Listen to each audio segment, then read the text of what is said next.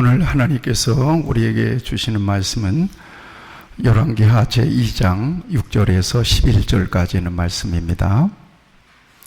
열왕기하 제2장 6절에서 11절까지는 말씀 제가 봉독해 드리겠습니다. 엘리야가 또 엘리사에게 이르되 청하건대 너는 여기 머물라.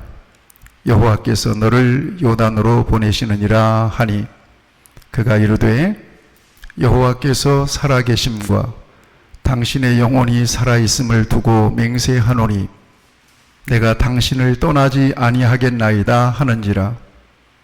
이에 두 사람이 가니라. 선지자의 제자 50명이 가서 멀리 서서 바라보매 그 두 사람이 요단가에 서 있더니 엘리야가 겉옷을 가지고 말아 물을 치매 물이 이리저리 갈라지고 두 사람이 마른 땅 위로 건너더라. 건너매 엘리야가 엘리사에게 이르되 나를 내게서 데려감을 당하기 전에 내가 네게 어떻게 할지를 구하라. 엘리사가 이르되 당신의 성령이 하시는 역사가 갑절이나 내게 있게 하소서 하는지라. 이르되 네가 어려운 일을 구하는도다. 그러나 나를 네게서 데려가시는 것을 네가 보면 그 일이 네게 이루어지려니와 그렇지 아니하면 이루어지지 아니하리라 하고 두 사람이 길을 가며 말하더니 불수레와 불말들이 두 사람을 갈라놓고 엘리야가 회오리 바람으로 하늘로 올라가더라. 아멘. 목사님이 당회를 하다가 장로님들에게 굉장한 공격을 받았습니다. 대형 교회인데 거기 부목사님들도 여럿 계셨습니다. 결국 그 일로 담임 목사님이 스트레스를 받으시고 쓰러지셨습니다. 한참 뒤에 부목사님들과 담임 목사님 만났습니다. 하도 안타까워서 목사님, 왜 목사님은 한 말씀도 못 하세요?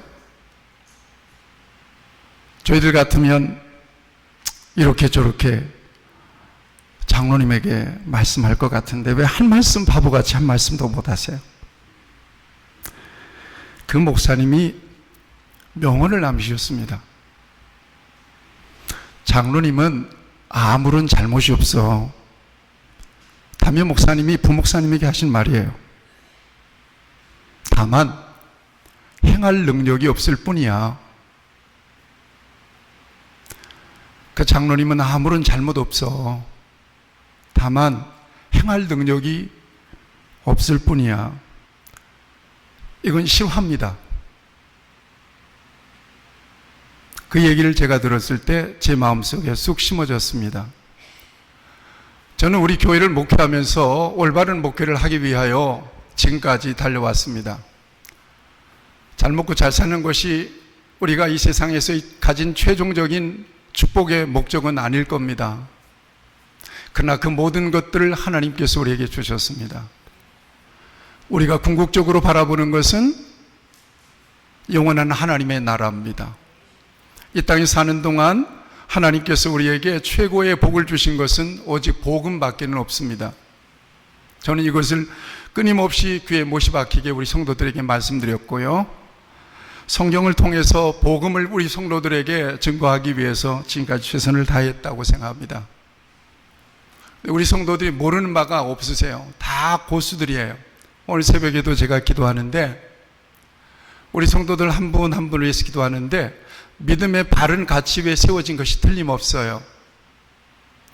그럼에도 불구하고 교회와 교인들을 향한 목사의 기대가 있기 때문에 하나님 앞에 때때로 안타까운 마음으로 기도할 때가 있습니다. 알기는 정말 제대로 알고 계신데 온전하게 하나님 앞에 반응하는 것은 아는 것과는 다른 문제라고 하는 사실이죠. 행할 능력, 그 능력을 공급해 주시는 분은 오직 성령님이라고 저는 믿습니다. 제가 성경을 연구하고 성경을 공부하고 십수년 동안 신학을 공부했지만 성경을 많이 안다고 제가 신앙의 고수가 될 수는 없습니다. 한순간이라도 하나님의 성령의 불이 꺼지면 저는 답답해질 수밖에 없는 겁니다. 하나님의 성령이 어두컴컴해져서 정말 내가 어떻게, 어디서부터, 어떤 모습으로, 어떻게 이 마지막 때에 하나님 앞에 서기까지 내가 나 사역을 하나님의 교회와 성도들을 위해서 통해서 감당해야 될 것인가를 갈피를 못 잡고 있을 때 저는 방황하게 됩니다. 방황하게 됩니다. 그 무엇을 더해줘도 만족을 못 느끼게 됩니다. 성령의 능력입니다.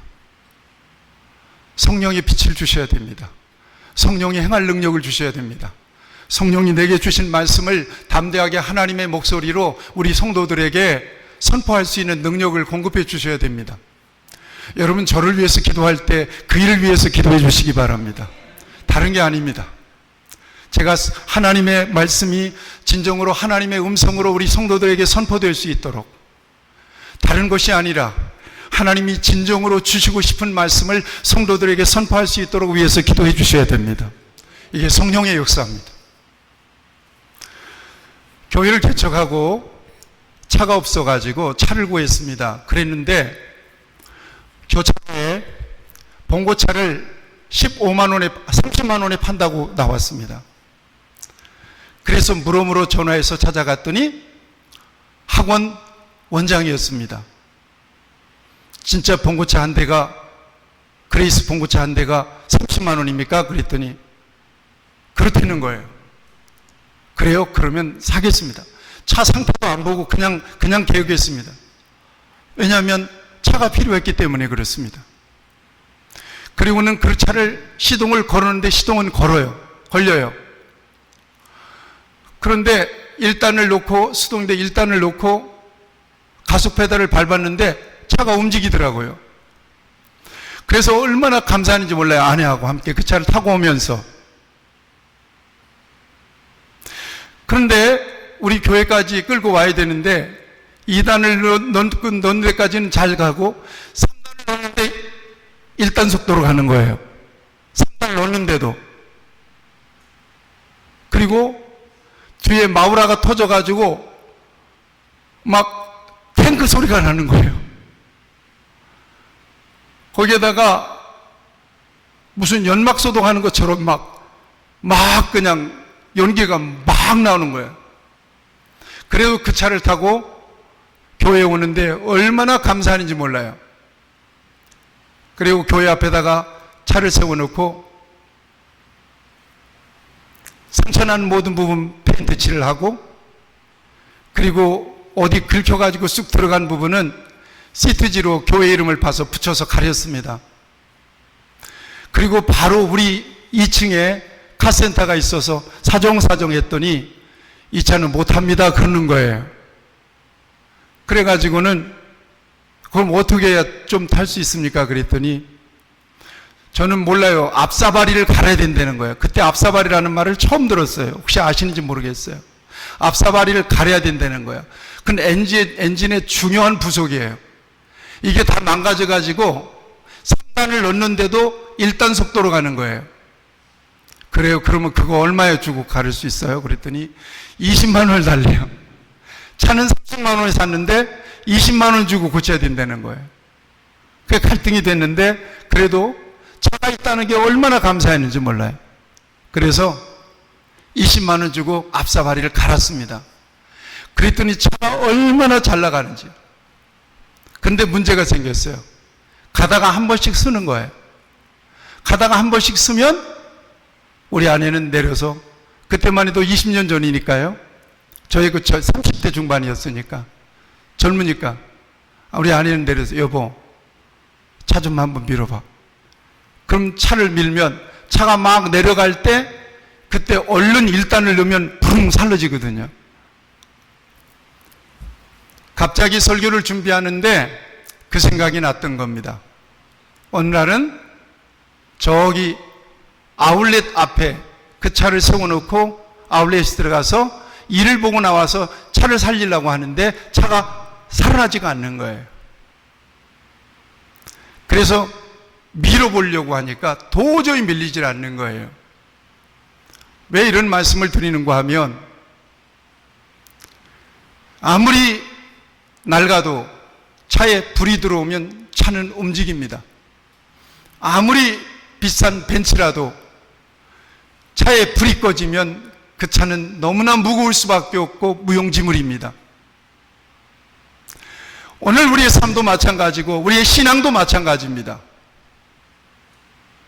불이 꺼져버리면 우리의 인생은 너무나 무거워지는 인생이 됩니다.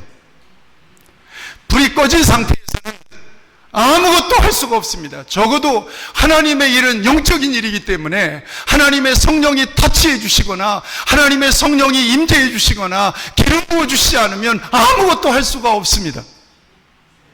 그래서 성경은 뭐라고 말씀하시는가 하면, 육의 사람은 하나님의 일을 알지도 못한대요. 하나님의 일을 깨닫지도 못한대요.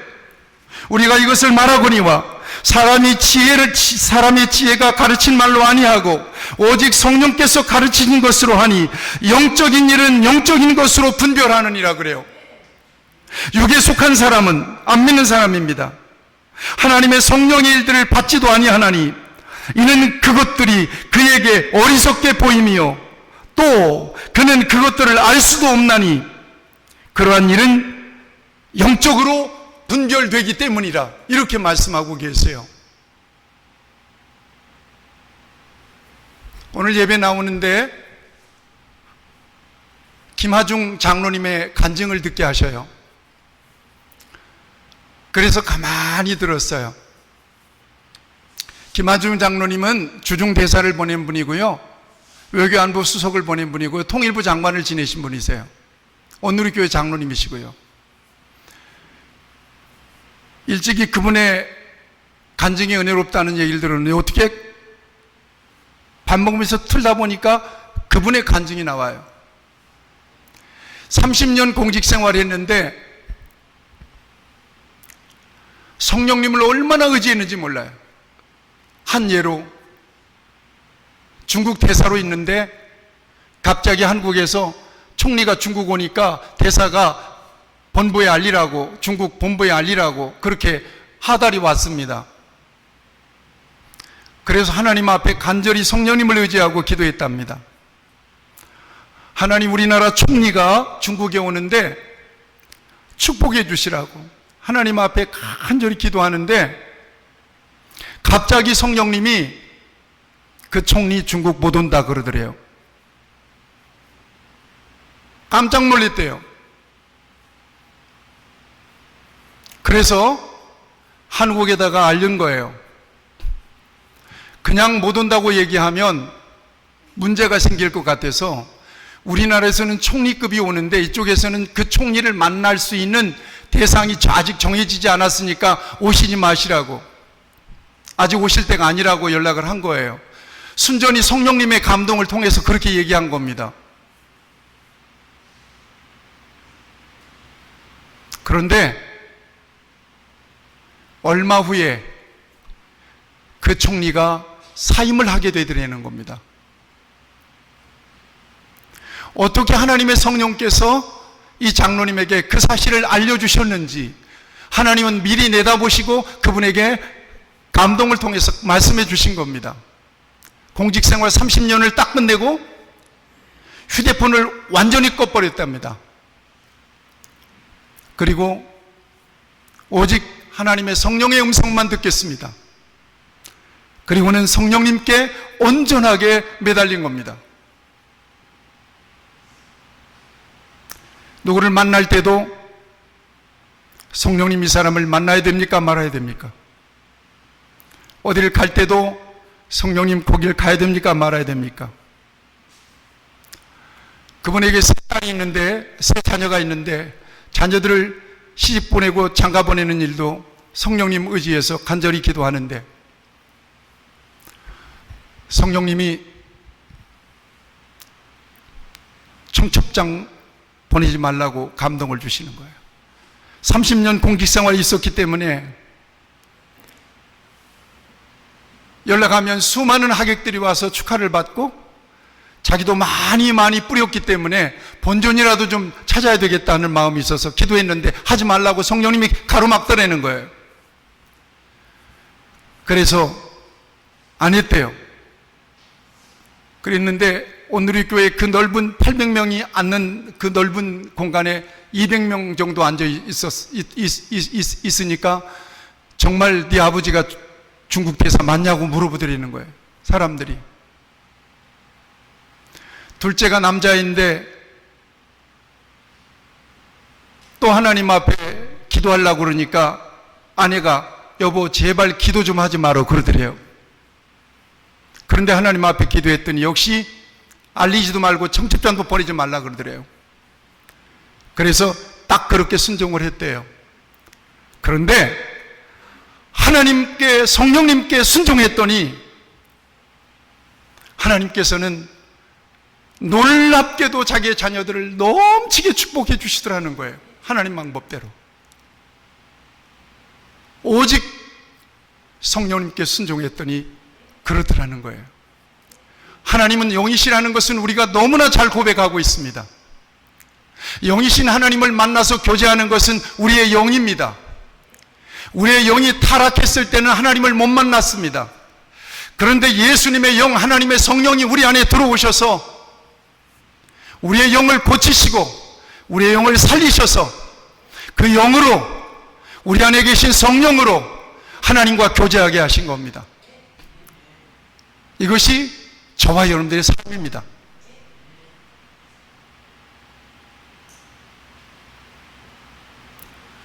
사는 것도 그렇고 주를 섬기는 것도 그렇고 주님을 위해서 충성하는 것도 그렇습니다. 무엇보다도 사명과 관련해서는 하나님의 성령께서 분명하게 저와 여러분들에게 은혜 주시고 기름 부어 주셔야 되는 겁니다. 기도하세요. 기도하세요. 기도할 줄 몰라서 기도 못하는 거 아니라고 생각합니다. 성경 읽으세요. 성경 읽으세요. 마음속에 성경을 보고자 하는 동기가 안 생기는데 어떻게 성경을 읽어요? 충성하세요. 충성하세요.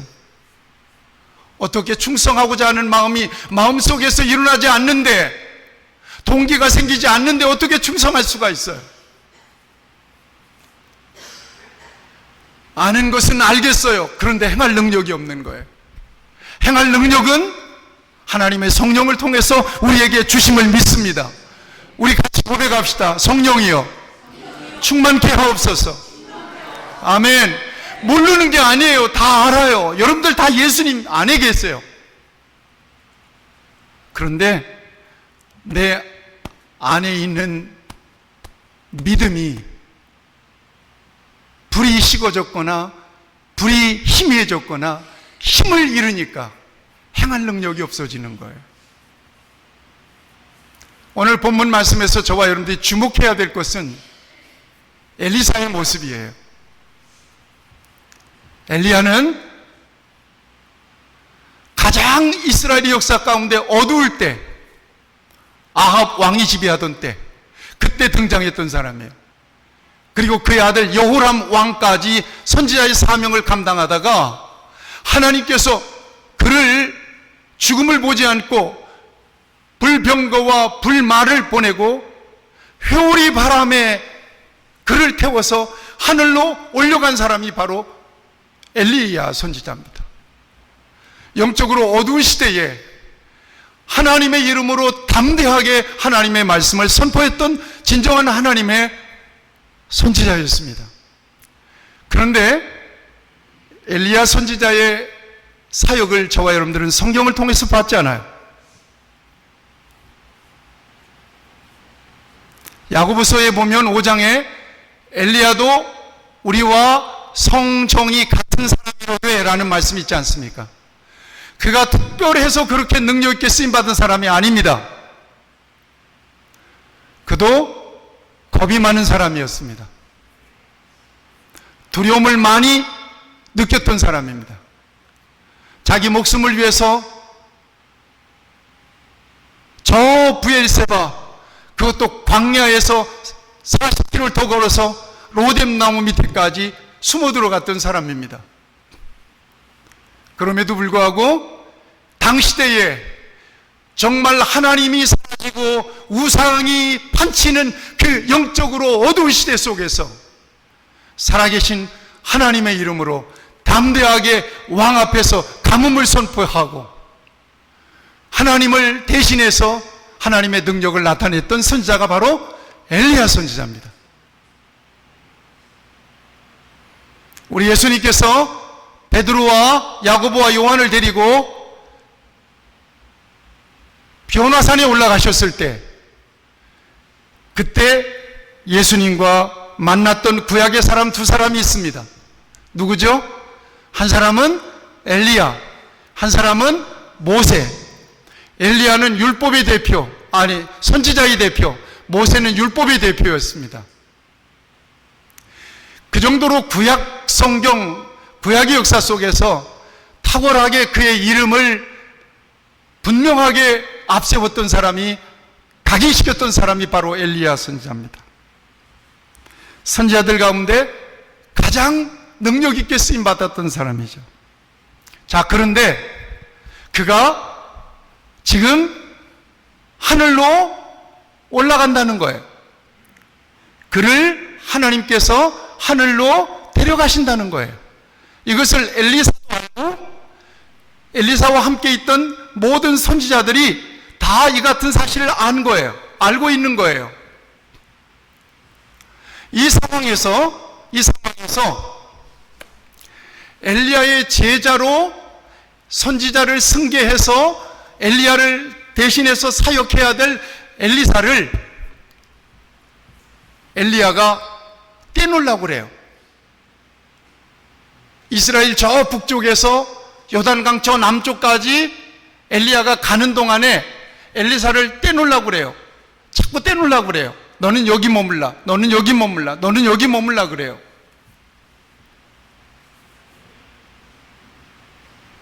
왜 그랬을까? 제가 궁금해서 주석을 찾아봤어요. 왜 이렇게 엘리야 선지자가 엘리사를 자꾸 떼놓으려고 했을까? 너는 여기 머물라, 여기 머물라. 여러분 성경을 한번 보시겠습니다. 2절 말씀을 같이 한번 보시겠습니다. 2절 말씀입니다. 시작.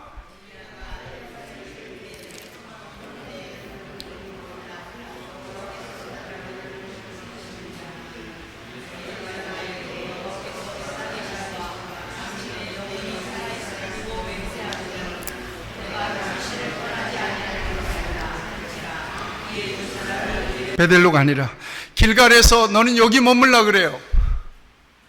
그러니까 엘리사가 뭐라고 얘기해요? 내가 당신을 여호와의 이름으로 살아계심을 두고 맹세하노니 내가 당신을 떠나지 않겠습니다. 베델에서 또 너는 여기 머물라 그래요. 여러분 4절 말씀을 보세요. 엘리야가 그에게 이르되 엘리사야 청하건대 너는 여기 머물라 그러잖아요. 머물어. 그런데도 안 떠나요. 나는 하나님의 이름으로 맹세합니다. 나는 절대 당신을 떠나지 않겠습니다. 여러분 6절 말씀도 보세요. 엘리야가 또 엘리사에게 이르되 청하건대 너는 여기 머물러라. 여기도 역시 마찬가지. 여호와의 사심을 살아계심을 두고 맹세합니다. 나는 당신을 절대 떠나지 않습니다. 왜 엘리야는 엘리사를 자꾸 떼놓으려고 하셨을까요? 성서학자들은 여러 가지로 이 부분을 해석을 해놨어요. 아마 하나님께서 엘리야를 하늘로 이렇게 올려가시게 될 때 아마 홀로 있고 싶었을 것이다. 여러 가지 해석이 있는 중에 제 눈에 확 들어온 해석이 있어요.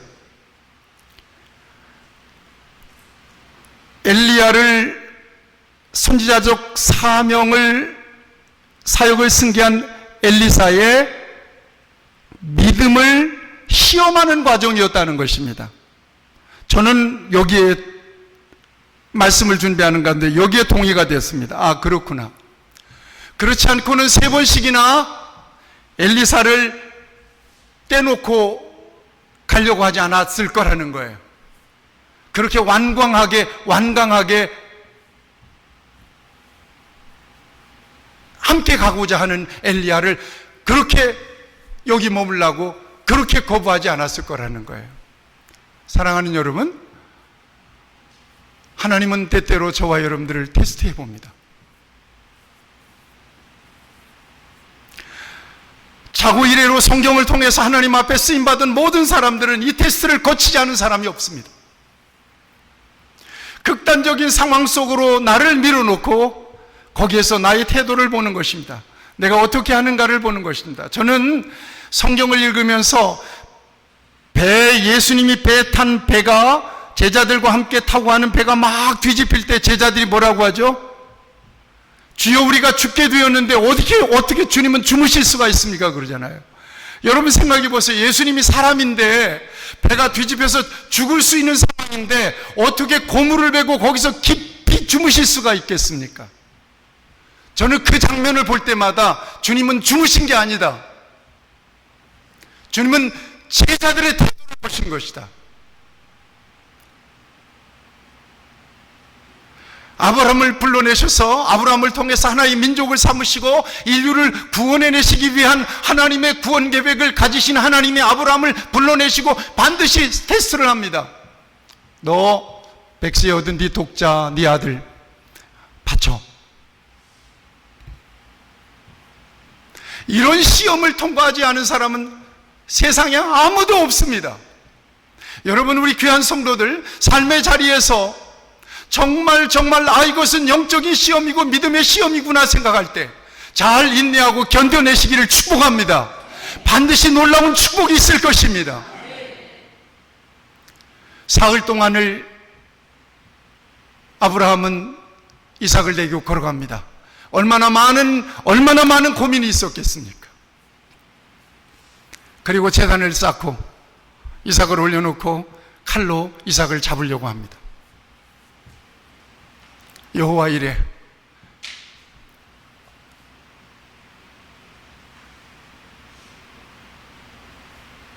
어디까지만 우리가 이겨내면 되는가 하면 우리가 이 세상에서 떠나는 순간까지만 이기면 됩니다. 어디까지만 우리가 이겨내야 되는가 하면 우리 주님이 이 세상에 다시 재림하실 때까지만 우리가 이겨내면 됩니다. 그때까지 승리하시는 우리 귀한 성도들이 되기를 축복합니다. 믿음을 테스트해 봤다는 거예요. 그 열망을 테스트해 본 곳이라는 거예요. 그래서 너는 여기 머물라, 너는 여기 머물라, 너는 여기 머물라. 그를 떼어놓으려고 했던 거예요. 정말로 함께 가고 싶지 않아서가 아니에요. 여러분 생각해 보세요.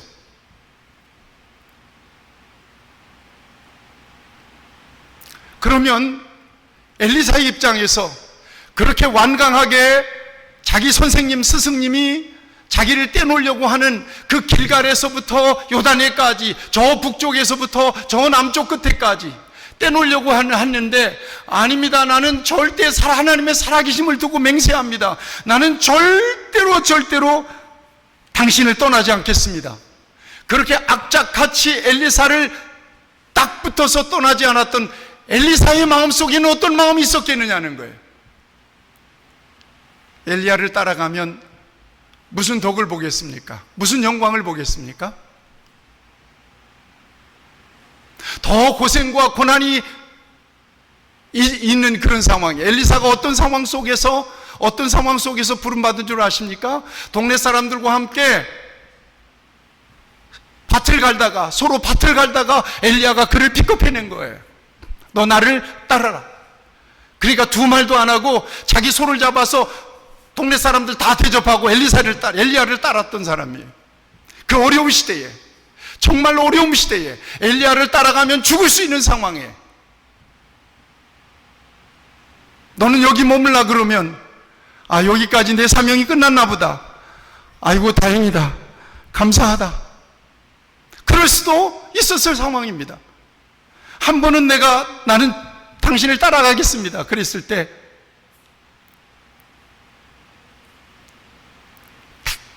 다음에 베델로 가서는, 다음에 여리고로 가서는 슬쩍 빠져나올 수도 있었을 것이라고 생각합니다. 나 같았으면 그럴 것 같습니다. 아, 그러세요? 선생님의 생각이 정녕 그러시다면 예, 알겠습니다. 그간 너무 감사했습니다.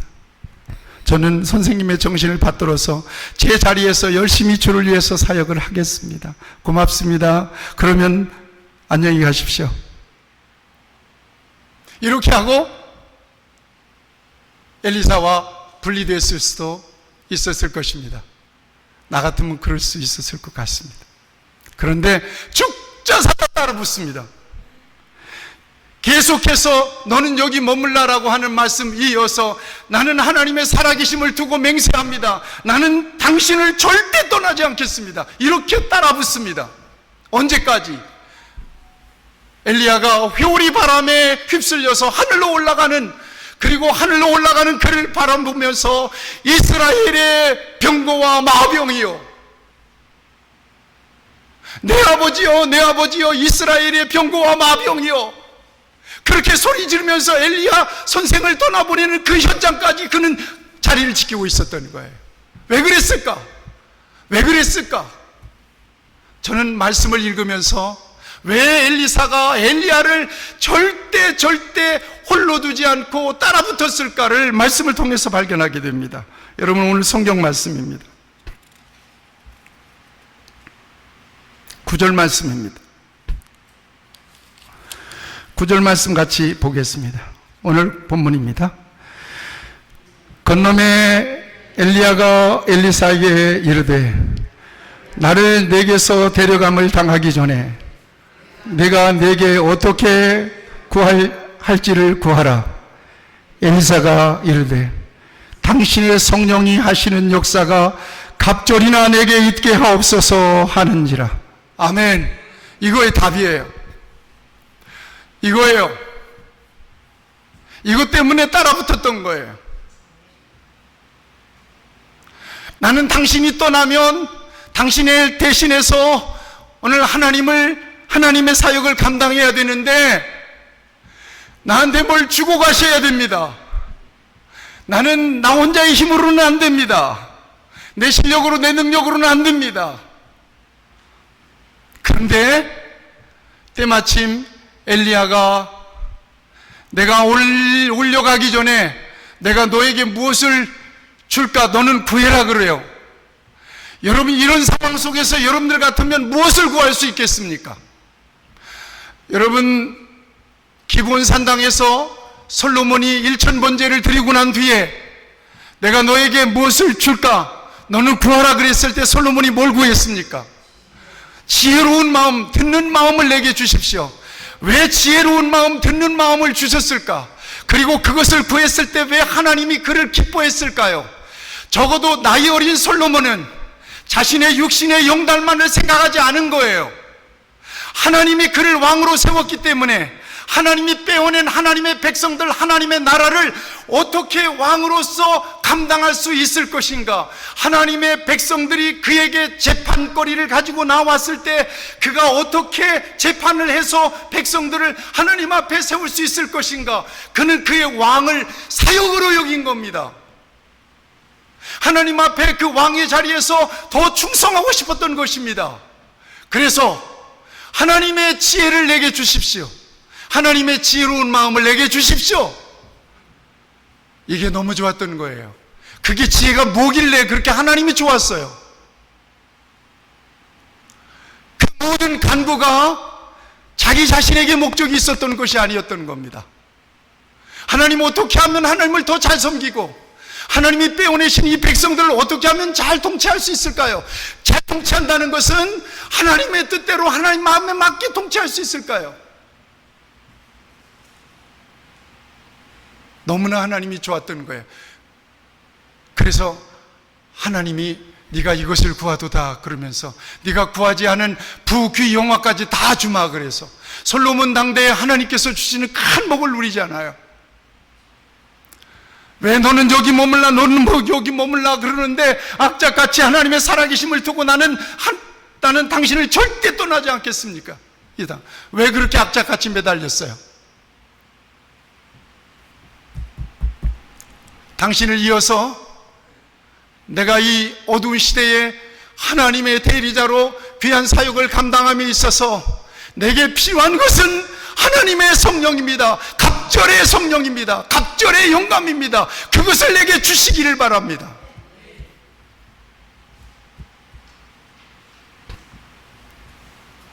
회오르 바람으로 올라갈 때 엘리야가 겉옷을 벗어놓습니다. 그리고 엘리사는 자기 옷을 벗고 그 엘리야의 겉옷을 취합니다. 그 겉옷은 요단강까지 올 때 요단강 앞에서 겉옷을 둘둘 말아서 엘리야가 요단강물을 쳤을 때 요단강물이 마른 땅처럼 갈라졌습니다. 그 능력의 옷이었습니다. 갑절의 영감을 내게 주십시오. 내가 회오리 바람으로 올라갈 때 그 능력이 내게 임할 거다. 엘리사가 그 성령의 능력을 받은 것입니다.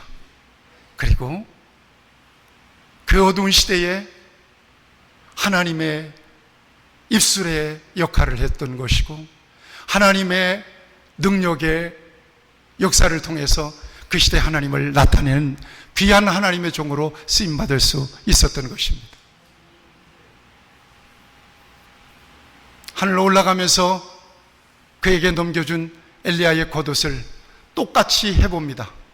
그가 다시 요단강을 건너갈 때 엘리야의 옷으로 요단강물을 쳤더니 요단강이 갈라집니다.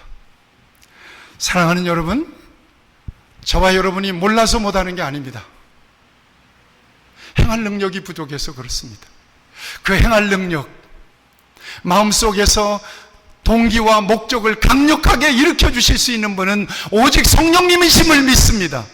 그래서 저와 여러분들, 우리 교회가 오늘 이 시대 속에서 모든 교회가 하나님 앞에 간구해야 되는 것은 주여 내게 갑절의 영감, 갑절의 성령을 주시기를 바랍니다.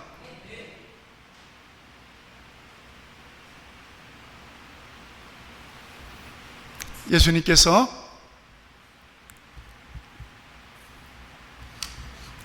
부활 승천하시기 전에 제자들이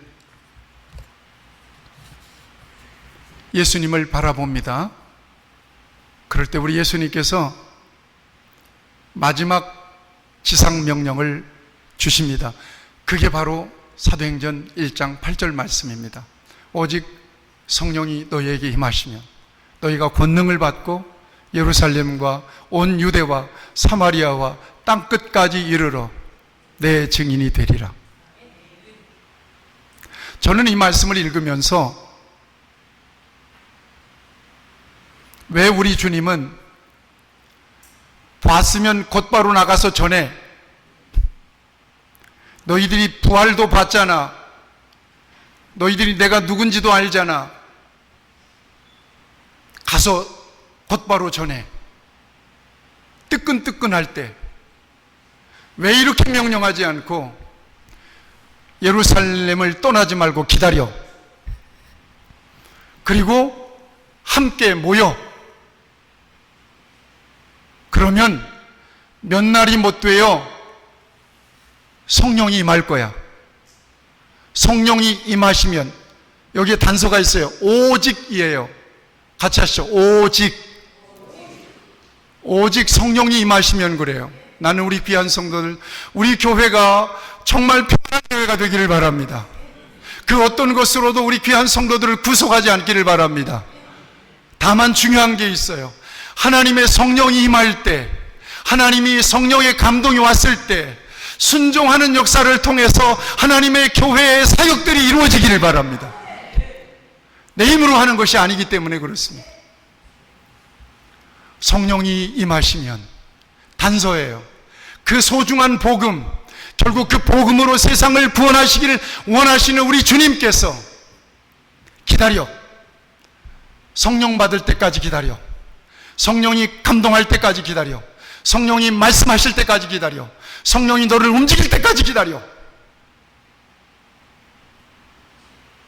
나는 우리 귀한 성도들에게 이 말씀이 하나님의 음성으로 들리기를 바랍니다.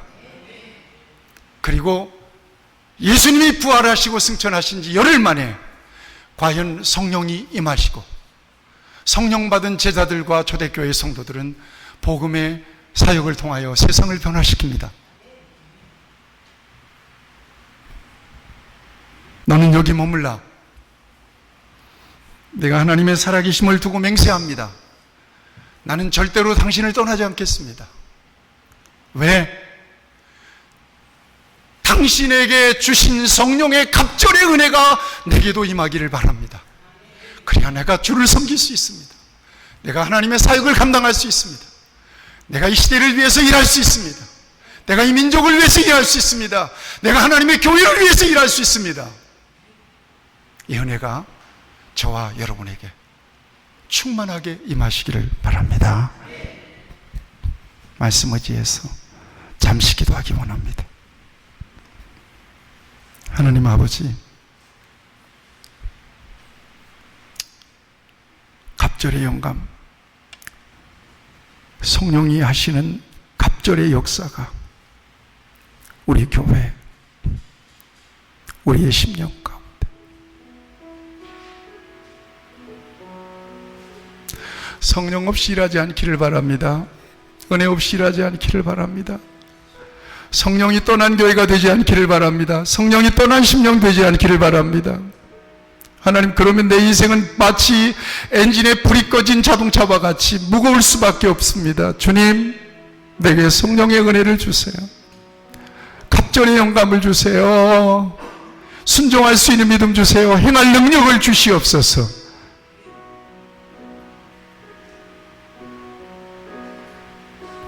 하나님 아버지,